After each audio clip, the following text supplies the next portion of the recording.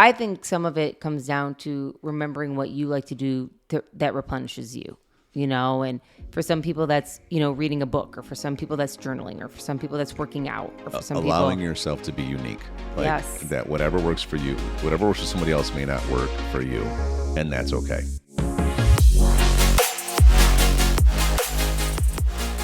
Hello, everyone. We are Greg and Jacquie Francis, and welcome to High Performance Parenting, where our passionate goal is to encourage you to raise champion children in a crazy world. Every week, we will bring you multiple episodes from our extensive experience of raising our six happy, healthy, successful, godly kids who are confidently equipped to win big in life. We deeply believe that any parent who is provided with the right knowledge and continual support can raise amazing kids. And when they do, all of our futures get better. If raising up future generations of absolute champions matters to you as much as it does to us, here's how you can contribute. Like and share this podcast with everyone you know. And together, let's embrace this journey of raising champion kids in a crazy world. Okay, I think we're going to do a part 2 on this, how to balance, your parenthood with personal time, work, and relationships. So, when you put it all out there and you start prioritizing how are we going to spend time this year, especially in a busy household with kids in multiple sports, etc. Well, it comes down to, okay, how's the health of you and I? First of all, how are we doing? Are we getting some time together? Are we able to connect the way we need to connect? Because if we're becoming super disconnected, then it's going to be hard to stay present with the kids like we need to be present, right? Mm-hmm. So sometimes we have to manage that balance, and sometimes it gets out of whack, and sometimes you have to pull it back in, and we have to, look into seeing what we're doing. Are we spending enough time? It's a real thing. It's a real thing to as parents who both have the mentality of being sacrificial for everybody around us, whether it's people that we lead, whether it's the kids in our house, we can almost put ourselves behind everything, and then that can catch up, and it can be a problem, right? So that's one of the first things. Next thing is, okay, what are some of our goals here? It's more important for us, for our kids, to be raised as well-equipped champions, prepared for life, to be successful in everything they want to be successful in, to be able to go out there and be purposeful, and to be able to accomplish all the things that God puts on their hearts, right? That's more important than how many sports they play or not play. It's more important than how many dances they're in or not in, dance clubs, so we have to be that balance out. Now, we like them being in sports and stuff, but at the same time, with the philosophy of what matters most, it isn't about how many sports they can play. It's about how well equipped they become, how happy they are, how connected our family is in this journey, how much influence we can have on them versus everybody else in the world having on them while they're developing. And we need to be the loudest voice in their life. How do we keep them safe and protected in this season? You filter all these things through it, then of course work. Yeah, we got to make money. We got to do what we're doing. But at the same time, how do we manage that within all this other stuff? And then what about friends? Do we have some friends? And after we do all that, how do we have some personal time? How do we replenish ourselves? So it does become a lot, right? Mm-hmm. It is. It's a little overwhelming at times. It is. And I'll just, if I can encourage any of the parents out there right now, Jackie's getting overwhelmed me just talking about it. She's just, you should see her mental state right now. She's almost slumped over. Oh my gosh, we have to have a conversation today. I can see you're almost getting guilt built up on you right now, aren't you? I just think it's just overwhelming. I think that at times you're just yeah, that's a lot on the plate. Yeah. It's every week, heavy some days. Every week when we do our family team meeting, one of the things that we say as a core value of ours is that we really push for simplicity. Mm-hmm. And it's just, we try not to overdo anything to some kind of extreme that makes all these categories go out of balance, And so how do we balance it? Well, a lot of it is, number one, you got to have those core values on a family placemat. You got to be having a family team meeting each week because you got to have the right communication, the right kind of things being edified. You got to have a culture that is working for you every single week. If the standard of the house is a certain thing and it's very clearly communicated and highly edified, then everybody lives up to that. And that handles 80% of most things that probably people would have to handle. That's why I'm so glad someone taught us this, because implementing it has been so big. If you don't know what we're talking about because you're just tuning into us, go to redwoodparenting.com. go to redwoodparenting.com and download our family placemat, and you'll see core values, mission statement, vision, everything on there. We go through this once a week. You can make your own version of it, and it'll change your whole family. So that's one thing. Second thing, you and I, we've just decided that one sport at a time for the kids, and on top of that, the sports, because we have so many kids, the sports have to be kind of like in the same time. You know what I mean? Like we have to be able to take kids to practice at the same time. We can only be in two places at once because you're going to be somewhere, I'm going to be somewhere. And so it can't be everybody gets to try a different sport. We have 5 kids that all are in 5 different sports and go in 5 different directions. Like it just doesn't, it's not doable. It's not manageable. So, we're really good about that. We know we're going to do a certain amount of probably family vacations per year, and we're going to plan them in the months that we don't do sports. Like it's another way that we balance things. We don't do summer sports. And really, there's even a break in the early winter, or I would say January, February timeframe too. And that's where we kind of plan like the bigger trips. We're going to go to Hawaii with your parents this year, and we're going to do some cool stuff like that. We're going to go to Yellowstone next year. And, but that's why if a sport comes up, and there are, everybody wants Drews to play in every basketball league that he can, and they go pretty much year round. We're like, no, we're not doing that, because this is our time to go travel as a family and to do a couple family trips per year. So it's really, a lot of this has to do with, how do you actually communicate? How do you talk enough about this with your spouse? And then how do you lay that calendar out for the year? And then how do you decide what you're not going to be willing to do and what you are willing to do, right? And lay all that stuff out on the calendar. Yeah, I think a lot of it, again, it comes back to communication, and having a communication that, is happening on a regular basis, so that it doesn't just build up and you don't actually accomplish anything that you want to communicate about. Going around and around and around about something but not coming up with an answer about it is more frustrating than ever. So it's like, if your standard is blank for sports, discussing it, solidifying it, and keeping to it is so important.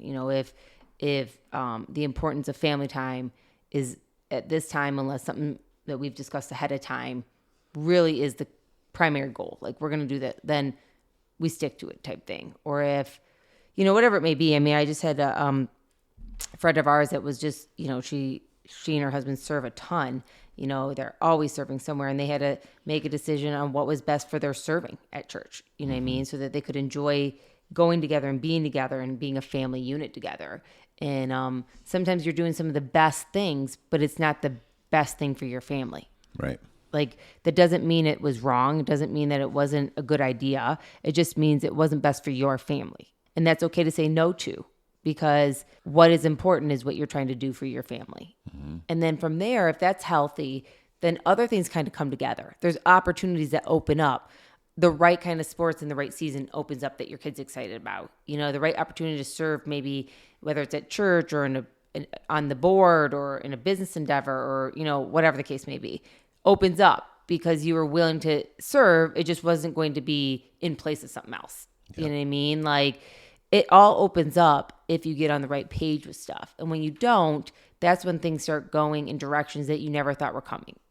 Disconnection or unproductivity, or, not feeling protected or seen, or love languages being, fulfilled. And all that happens because people just feel like everyone's just kind of out for themselves. Mm-hmm. And family units should feel like we're out for each other, not everyone fend for yourself. Yeah. So what are some of the things that you do that maybe you would suggest to parents out there that, let's say that they're starting to get some of this in check, like we're talking about, where they got their sports schedules figured out. They have their church life kind of figured out. They're really investing into their kids whenever they can. And, but now they're trying to figure out, how do they replenish themselves? With all of this going on, it seems like, how do I get some personal time for replenishment? And what does that even really look like? And because it could be like number 10 on the priority list. And if you don't have numbers 1 through 9 pretty darn organized, then you may never get it at all. And that's kind of like a recipe for someone to explode at some point, right? Or to get really, I don't know, just to kind of lose themselves a little bit in serving everyone else. Yeah. So what would you suggest? What are some things? I mean, that's a good point. I think some of it comes down to remembering what you like to do that replenishes you. and for some people that's, reading a book, or for some people that's journaling, or for some people that's working out, or for some allowing people yourself to be unique. Like yes. that whatever works for you, whatever works for somebody else may not work for you, and that's okay. Yeah, whatever that is, that actually replenishes you. Maybe for some people, like I said, I named off 3 or 4 things. Everyone kind of knows what replenishes them, and they actually know what drains them. Yeah.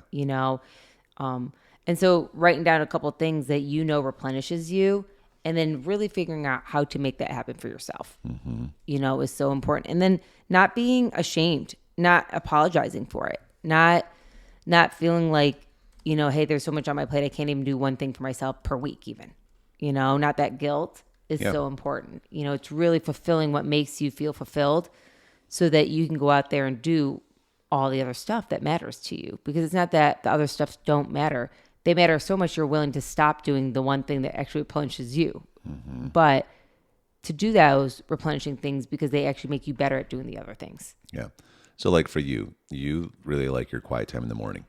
And you like to be able to go and journal and read and sit down and have a cup of coffee or whatever, a big thing of water, and look out at the mountains and just get an hour of just peaceful time before anybody's knocking on the door, before anybody's asking you to do something, right? And then that's probably one thing. You probably need that at least 2-3 times a week in order to really feel energized and replenished and your battery's full. Would you say that's true? Yeah, I mean, I definitely I love my quiet time no matter what. Like I like that quiet time when nobody is knocking on the door needing me. And so I like that as many times a week as possible. You know what I mean? 5 to 6 times a week type thing.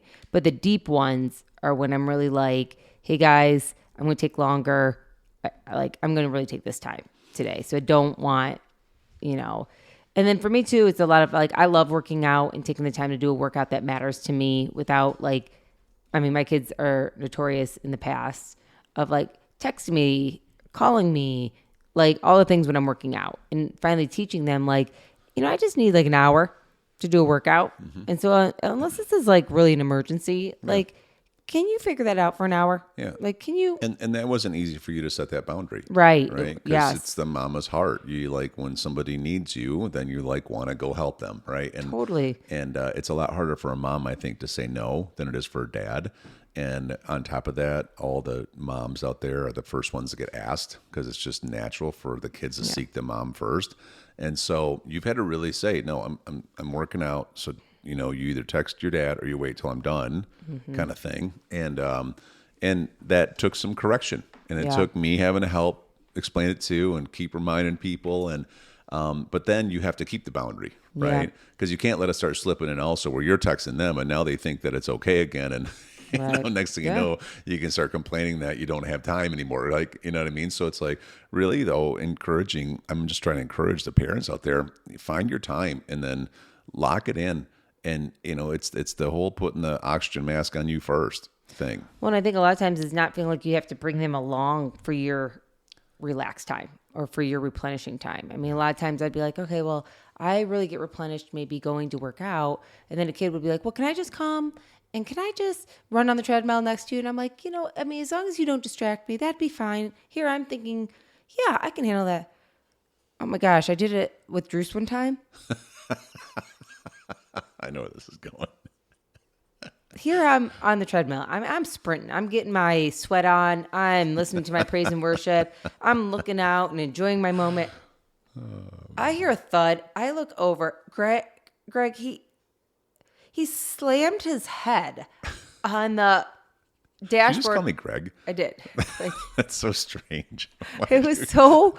Are you mad at me or something? Probably. I don't know what you just said. Why'd you call me Greg? That doesn't even sound right coming out of your mouth. Yes, Jackie. Continue your story, Jackie. I don't know where I was. See, flipped off it, slammed his head. Okay. It almost rolled off the treadmill. Okay.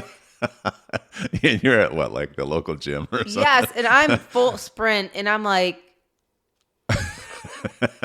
is he seeing stars? Did he get a concussion? Is his forehead wide open? He pops up so quick. I'm okay. Oh, yeah, because you know what he's thinking? He's like, oh, no, I'm never getting invited again. Which he hasn't. No. I turned off my treadmill. This is where emotional IQ comes in and I'm like, Oh, man. we're done. And I'm so mad, you know? And he's like, no, Mom, I'm okay. I'm like, I know the expression, too. It's time to that go. We're done expression. It's time Eyebrows to are go. up. And he's like, no, I'll be fine. I'm like, I need you to get off the treadmill. Like, we're all leaving. And you're driving home so replenished. You're twice as...